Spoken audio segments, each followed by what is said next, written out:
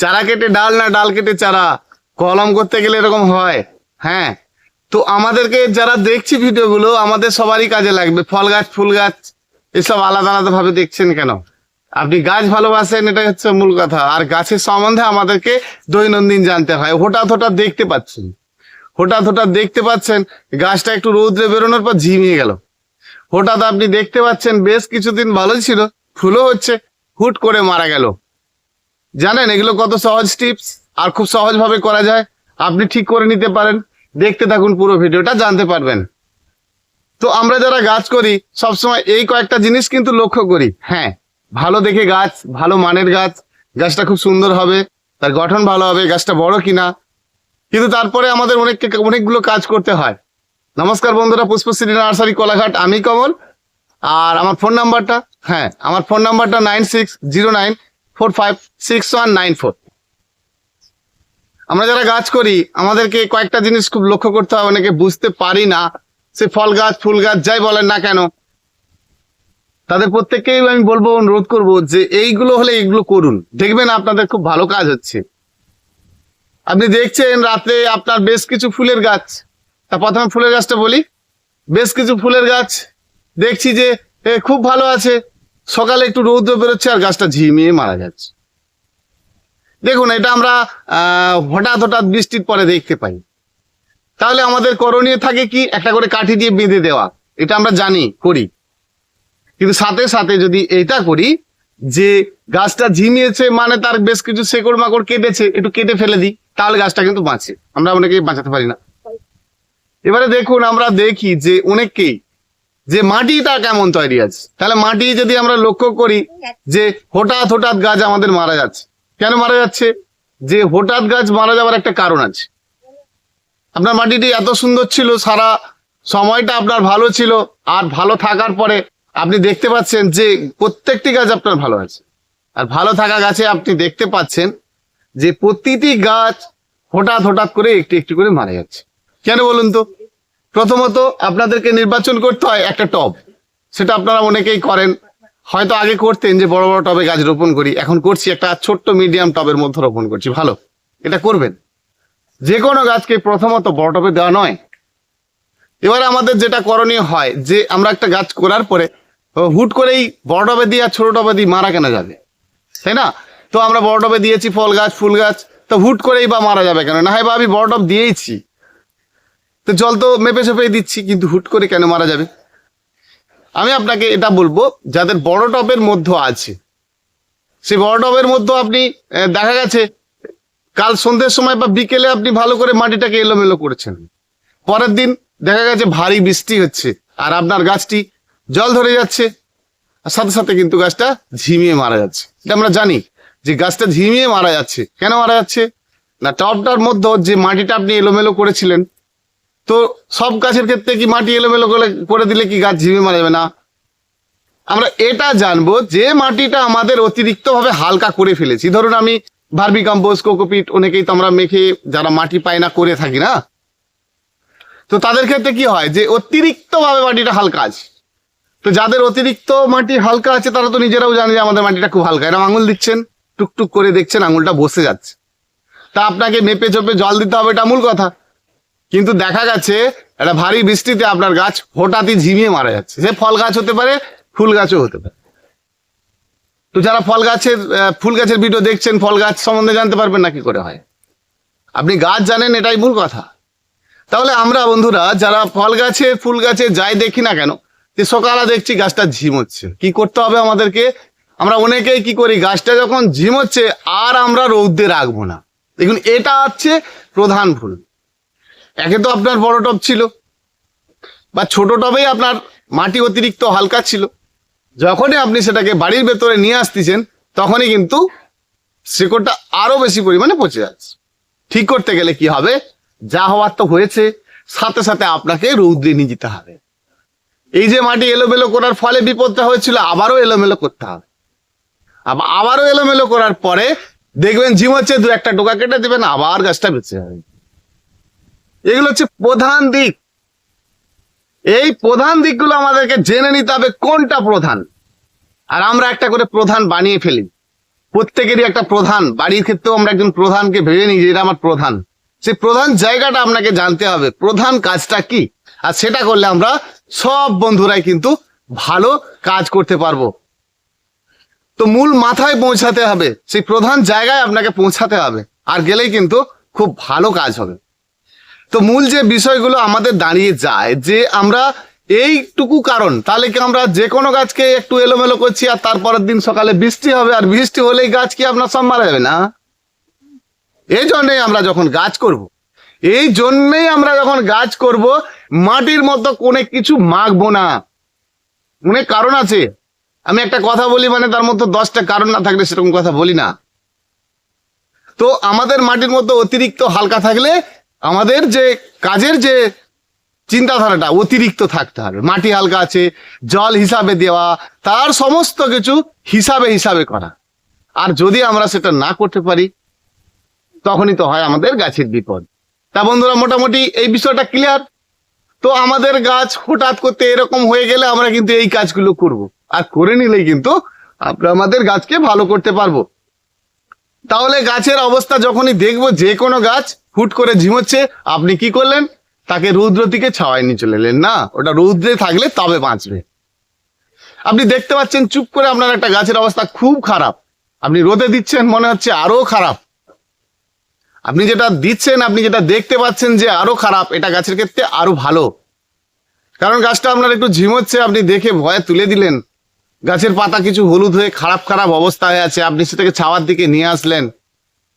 দেখুন, সেটা সেই জায়গায় ঠিক করতে হবে। তার গাছের যে খারাপ রূপ, গাছটা কোথায় আছে? মাটির মধ্যে। সেই মাটিটাকে আপনাকে ফার্স্ট ভালো করে নিতে হবে। যখন আপনি বুঝতে পারবেন না, আমার কথার মানে খুঁজে পাবেন না, আপনাকে চট করে এই জিনিসটা বুঝে নিতে হবে। সবসময় আপনি আমাকে পাচ্ছেন না, কখন ভিডিও দেখবেন আর কখন জানবেন। আমি আপনাকে একটা কথা বলি, যে কোনো গাছের অবস্থা যখন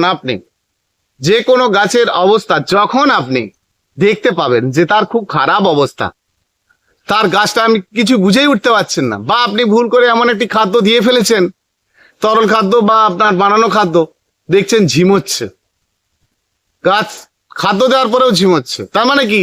মূল পয়েন্ট যে শেকড়, সেই শেকড়ের মধ্যে একটা ঝাঁস লেগেছে, অর্থাৎ যে ড্যাম তৈরি হয়ে গেছে। ওষুধ একটাই, মাটিকে ভালো করে এলোমেলো করে শুকনো করা। আমরা কি করি? দেখছি গাছের 2-4টা পাতা হলুদ হয়ে যাচ্ছে, গাছ খারাপ হয়ে যাচ্ছে, তাহলে আমাদেরকে এই খাদ্যটা দিলে ঠিক হয়ে যাবে না। ওই খাদ্যটা আপনি দেবেন, অবশ্যই আপনি ওই খাদ্যটা দেবেন যে খাদ্যটা আপনি চেয়েছেন।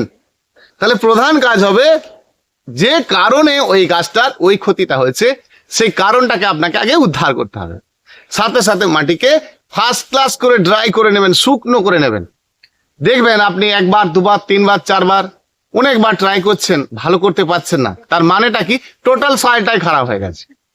সাথে সাথে খুলে নিয়ে অন্য জায়গায় আপনাকে ট্রান্সফার করতে হবে, সেটা আপনারা জেনে গেছেন। কিন্তু যদি আপনি ওই টপটার মধ্যেই আবার ঠিক করে নিতে চান, তাহলে আপনাকে বারে বারে ভেতর পাকার পর্যন্ত মাটিকে এলোমেলো করে ড্রাই করে নিতে হবে, শুকনো করে নিতে হবে। শুকনো হয়ে গেলেই কিন্তু কাজটা হয়ে যাবে। তা মাটির মতো ড্যাম্প আছে, এইসব যদি আপনি বুঝতে পারেন, তাহলেই তো তখনই আপনি চুনের জলটা দেবেন। কেন যে দেবেন না? মাটির মতো যে ড্যাম্প লুকিয়ে আছে, তখনই তো আপনি ফাঙ্গিসাইডটা দেবেন। ফাঙ্গিসাইডটা আপনার কখন লাগবে? এই জায়গাগুলো লাগবে। তা আপনার হুট করে দেখা গেছে গাছ খাড় হয়ে বসে রয়েছে, মাটি ড্যাম্প হয়ে বসে আছে, যা রোপণ করছেন তাই আছে, পাতাও বেরোচ্ছে না। সেই কতদিন হয়ে গেলে পাতা বেরোচ্ছে না, তার মানে মাটিটাই ফল দেখাচ্ছে। মানে কি? মাটিতে হয় খাদ্য নেই, না হলে দেখা গেছে ড্যাম্প, কিছু না কিছু তো একটা আছে। তাহলে আপনি আমার কথার থেকেও আগে নিজের গাছের গোড়ায় যান, গিয়ে ভালো করে মাটিকে এলোমেলো করে ফেলুন। হ্যাঁ, আর করে ফেলার পরে মাটিটা শুকনো করে ফেলুন। ফার্স্ট কাজ হবে 100 গ্রাম চুন 10 লিটার জল গুলবেন, 1 গ্লাস করে ঢেলে দেবেন। ঠিক 3 দিন 4 দিন পর কি করবেন? গুলবেন, আবার গাছের গোড়ায় ঢেলে দেবেন। কি গুলবেন? প্রথম দিন আপনি চুনের জল দিয়েছিলেন, দ্বিতীয় দিন যে কোনো একটা ফাঙ্গিসাইড। এই জায়গাটা আপনার হলুদ গুঁড়ো কাজে লেগে যাবে। তা ঘরোয়া ভাবে যদি আপনি করতে চান, তাহলে একটু হলুদের গুঁড়োকে জলে গুলে দিন, তাতেও কাজ হবে, সেটা ঘরোয়া উপায়ে। আর যদি আপনি কিনে দিতে চান, সাব, ব্যাবিস্টন, জ্যাকিস্টন, কত রকম এখন ফাঙ্গিসাইডের তো ঠিক নেই, যে কোনো একটা নেবেন। তো যখন দোকানেরটা নেবেন, লিটারে 2 গ্রাম করে দেবেন, কেমন? দিয়ে গাছের গোড়ায় দেবেন, আর আপনার গাছ ভালো হবে। তাই এই সকল কারণগুলো আমরা যদি জেনে নিতে পারি, একবারে কিন্তু সহজে গাছগুলোকে বাঁচিয়ে রাখতে পারি। আর চাই পারবো। জীবনে গাছগুলো বেঁচে থাকলে গাছের যে চেহারা, গাছের যে ক্ষমতা, সেটা কিন্তু তৈরি করার অনেকটা সুযোগ পাবে। গাছটা রোপণ করছেন আর গাছটা মারা যাচ্ছে, সেটা খুব ভালো কথা। এবার একটা কথা বলি বন্ধুরা, এটা তো আমরা জানলাম যাদের হালকা মাটির ব্যাপার, হ্যাঁ। তা এবারে বলি যাদের কম্প্যাক্ট মাটি কি হবে। এই তো লাগাতার 80-90 দিন আপনার রানিং বৃষ্টি পেয়েছে, হ্যাঁ, খুব সুন্দর গাছ ছিল, ভালো হচ্ছিল, ফুল একটু হয়তো আপনার কম হচ্ছিল। এই ফুল হওয়ার কম হওয়ার কারণটা আপনাকে জানতে হবে, কেন কম হচ্ছিল। এই যে আপনি প্লেন মাটির মতো গাছ করেছেন, ধীরে ধীরে মাটিটা কম্প্যাক্ট হচ্ছে, ছোট হচ্ছে। তারপরে দেখছেন গাছটা পুরোটা গাছের উপর থেকে নিচ পর্যন্ত শুকনো হয়ে যাচ্ছে। তাই উপর থেকে নিচ পর্যন্ত শুকিয়ে যাচ্ছে কেন? এই যে মাটিটা কম্প্যাক্ট হয়েছে, এখানে ছোট টব বড় টবের ব্যাপার নেই। মাটি যখন কম্প্যাক্ট হবে, আপনি যখন অনেক দিন ধরে আপনার মাটিকে এলোমেলো না করবেন, তখনও কিন্তু আপনার বিরাট সমস্যা। তাহলে এলোমেলো মাটি তাদেরকে বারে বারে করতে হবে, যাদের মাটি কিন্তু কম্প্যাক্ট। এক কথায় উত্তর। তাহলে যাদের মাটি কম্প্যাক্ট তাদের মাটিকে কিন্তু বারে বারে এলোমেলো করতে হবে, কিন্তু যাদের মাটি হেভি ভুসভুসে তাদেরকে একটু মেপে ঝোপে জল দিতে হবে, তাদের মাটিকেও এলোমেলো করতে হবে। তাহলে যাদের মাটি কম্প্যাক্ট, দীর্ঘদিন দেখছেন যে কম্প্যাক্ট, তাদেরকে এলোমেলো করতে হবে একই সিস্টেম।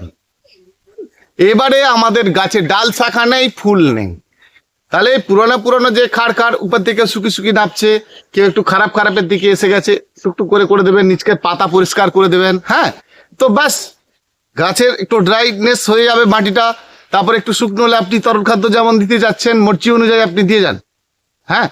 গাছের ততদিন দিয়ে যান, কবে খাদ্য দেবেন খুঁজেই পান না। কবে খাদ্য দেবেন আপনি আপনার গাছে?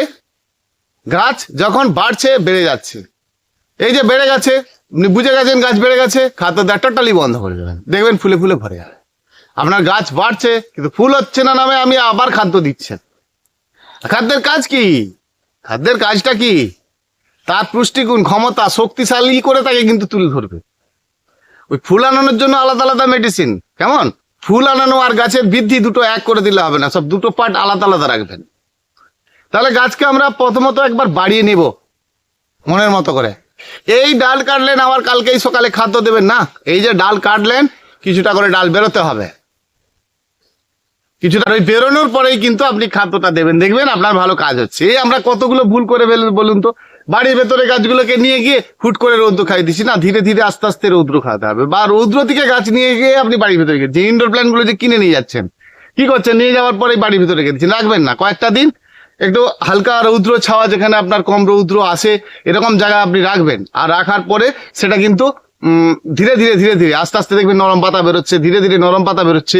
তারপরে আপনি বাড়ির ভেতরে নিয়ে যাবেন। এই প্রথম দিনেই নিয়ে গিয়ে আপনি বাড়ির ভেতরে ঢুকে দিলেন, নিচকা সব পাতা নষ্ট হয়ে গেল, খারাপ হচ্ছে না? এরকম করবেন না। ইনডোর প্ল্যান্টের গাছ করতে গেলে খুব ভেবে চিন্তা করতে হবে। মাটির মধ্যে অনেক রকম কিছু করবেন না, শুধু কোকোপিটে করলে শুধু কোকোপিটে করবেন।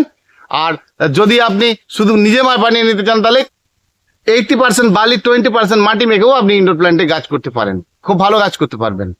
ইনডোর প্ল্যান্টের গাছে জল দিলে শুধু প্লেন জল দেবেন না, মাঝে মধ্যে কিন্তু ফাঙ্গিসাইডের জলটা দেবেন, আর আপনার গাছ ভালো হবে। বন্ধুরা, ভিডিও বড় হয়ে যাচ্ছে, আজ এইটুকুই, আবার আসছে আগামীকাল।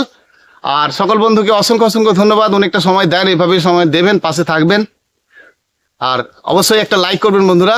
আর নতুন বন্ধু হয়ে থাকলে সাবস্ক্রাইব করে নেবেন, কমেন্ট করে কিছু জানতে চাইবেন, তবে তো আপনি কমেন্ট করেছেন, ধরুন আপনি কমেন্ট করতে ভুলেই গেছেন, তো কমেন্টটা করে রাখলে কি হয় বলুন তো, আপনার কমেন্টের উত্তরের থেকেও আপনার কথা অনুযায়ী একটা ভিডিও তৈরি হয়ে যাবে। আর আপনি কমেন্ট করবেন বন্ধুরা। আবার আসছি কালকে এরকমই একটা ভালো ভিডিও নিয়ে, যেগুলো আপনাদের খুব কাজে লাগবে। সঙ্গে থাকবেন, সাথে থাকবেন, ধন্যবাদ।